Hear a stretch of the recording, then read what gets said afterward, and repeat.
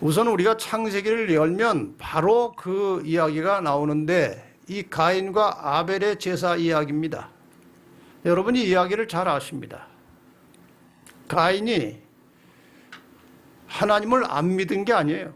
하나님을 믿었기 때문에 제단도 쌓고 제물을 가져오고 제사를 드렸습니다. 그런데 하나님이 시킨 대로 안 하고 자기 생각을 좀 섞어서 룰을 따르지 않았어요. 결국 하나님께서는 아벨의 제사만 받으셨습니다. 가인의 제사는 거절하셨습니다. 그래서 이 하나님을 믿긴 믿었지만 잘못 믿고 있던 이 가인이 결국은 동생 아벨을 쳐 죽이는 사건이 나옵니다. 아벨은 잘못한 거 없어요.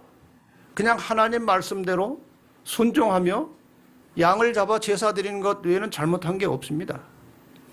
그런데 죽였어요. 핍박을 당했습니다.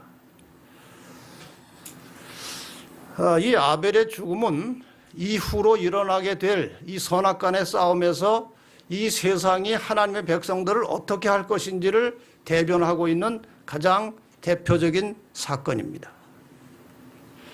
그런데 요한복음 16장 2절에 보면 공동번역 성경은 이렇게 좀 쉽게 풀어서 설명하고 있습니다. 너희를 하나님의 백성들을 죽이는 사람들이 그런 짓을 하고도 그것이 오히려 하나님을 섬기는 일이라고 생각할 때가 올 것이다.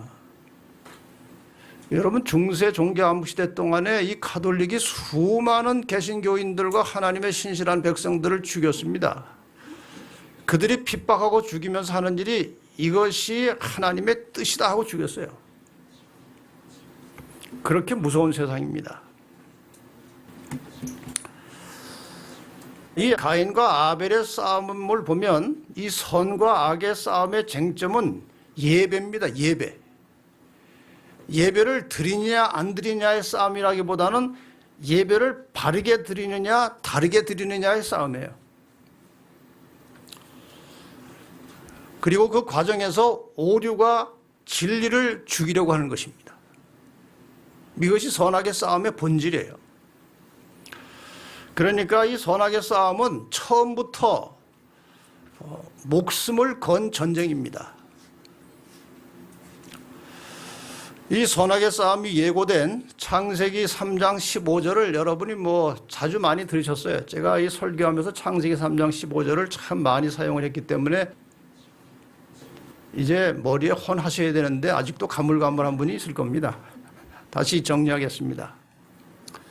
창세기 3장 15절에는 두 편이 나옵니다. 여자와 여자의 후손, 다시 말하면 교회와 예수 그리스도가 한 편이 되고, 그 다음에 뱀, 용과 용의 후손, 사탄과 그의 동역자들이 한 편이 돼서 이제 앞으로 싸우게 될 것이다는 선언이고 예언입니다.